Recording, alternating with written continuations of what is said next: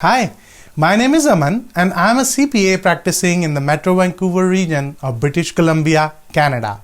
In this video, I will discuss the latest updates on the home office deduction which can reduce your tax bill. The COVID-19 pandemic has dramatically increased the number of Canadians working from home. The federal government has recognized the need for simplified reporting of home office expenses and reduces the burden on employers completing Form T2200 in its traditional format. The CRA announced two different methods for claiming home office expenses for 2020. The new temporary flat rate method and the detailed method. You see, you must have worked more than 50% of the time from home for at least 4 consecutive weeks in 2020 due to COVID to claim home office expenses. Suppose you are an employee who paid employment expenses, including, let's say, expenses for home office, for which your employer did not reimburse you. In that case, you may be able to claim home office deduction under two different methods, as I already discussed. Under the flat rate method, you can use Form T777S to claim $2 for each day you worked from home, up to a maximum of $400. That is $2 per day for up to 200 working days.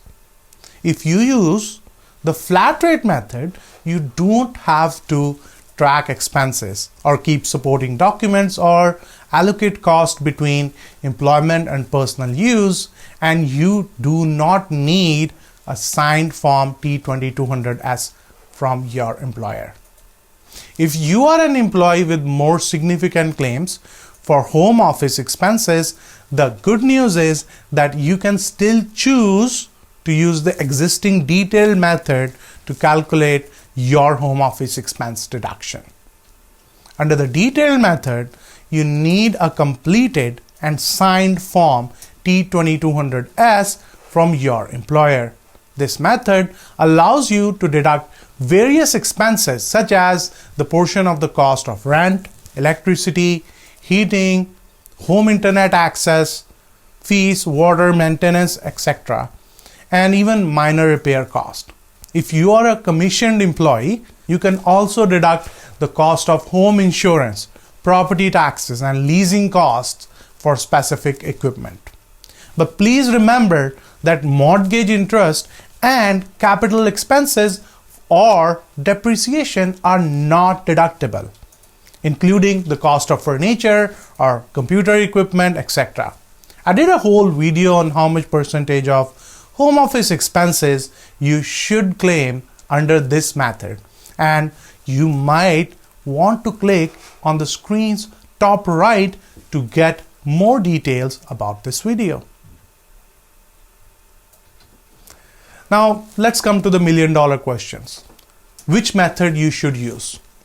The decision to use one method or the other depends on your specific situation as an employee. The detailed method carries a much heavier burden. Why? Because documenting expenses incurred, allocation of expenses based on usage, preparing forms, etc. takes a lot of time sometimes. But it can provide you greater economic value. On the other hand, the flat rate method is much simpler, but can only provide a maximum of deduction of $400. So I would say talk to your CPA who can make some calculations to help you decide the best method. Now, despite being more complicated, it appears that the detailed method might be advantageous if, as an employee, you rent your place of living in areas such as Vancouver, where the rent per square footage is high. Rent being by far the most significant expense in such cases. On the other hand, if you are an employee who is also a homeowner or you are living in suburbs, then you might prefer using the new flat rate method. Keep track of your expenses. Don't forget that employees' flat rate method is only a temporary measure that may or may not be extended for 2021. So be sure to keep track of any expenses that you incur while working remotely this year if the CRA wants to see them. If you want to be notified about my new tax updates, please consider subscribing to our YouTube channel. Thanks for watching and see you in my next video. Until then, bye.